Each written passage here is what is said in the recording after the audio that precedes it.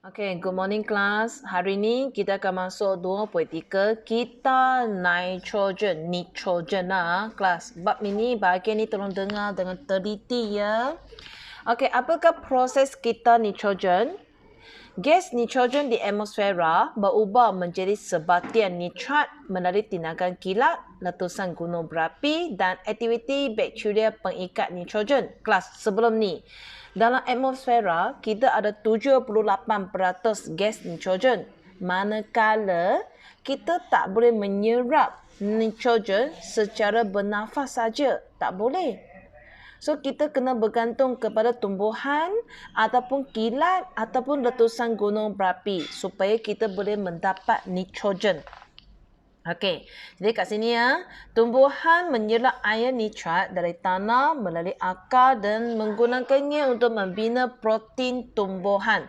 Maksudnya dia melalui bakteria mengikat gas nitrogen dan dia biar tumbuhan menyerap nitrat pula.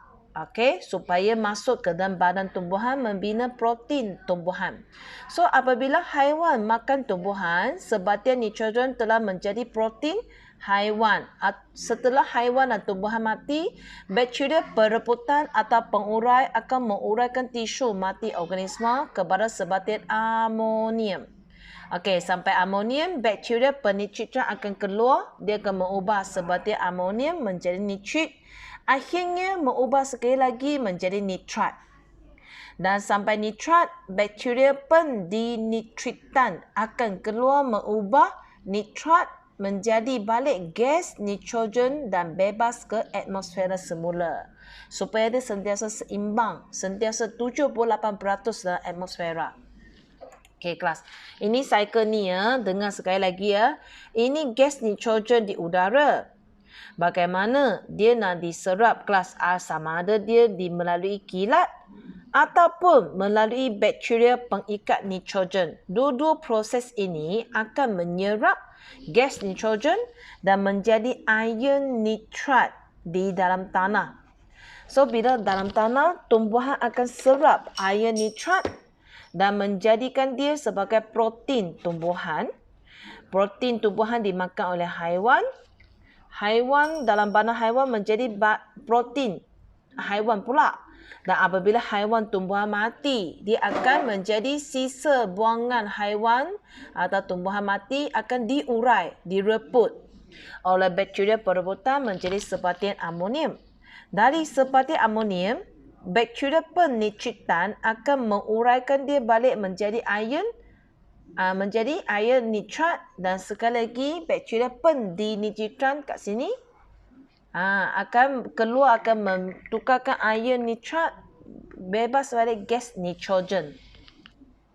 Okey kelas, kalau blur lagi tengok yang ni ya. Ini kilat, ini letusan gunung berapi, ini bakteria pengikat nitrogen di mana dia tinggal di sini, kekacang, tumbuhan legumi kekacang.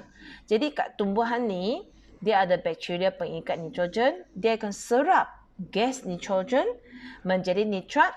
Lepas tu tumbuhan menjadi protein tumbuhan, menjadi protein haiwan. Lepas tu haiwan mati akan berebut menjadi ion amonium. Amonium akan ditukar oleh bakteria penitritan menjadi ion nitrat.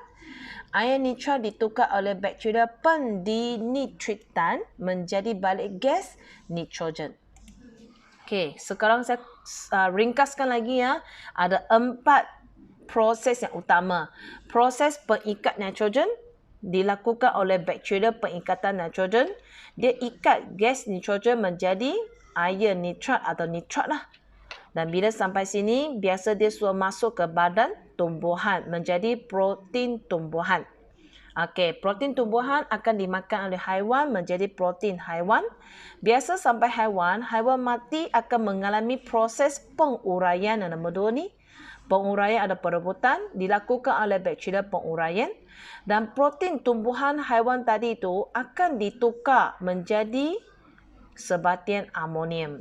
Bila sampai sebatian amonium, bakteria penitritan akan menjalankan proses penitritan, tukarkan sebatian amonium menjadi nitrat.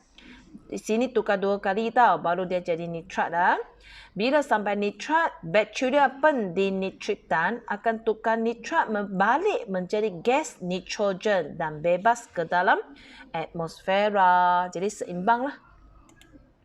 Okay, kelas nota hari ini hanya ni saja. So, I hope you can boleh kerja baliklah nota sebelum ni. Cuba buat dia. Ada apa masalah tanya saya. I see you.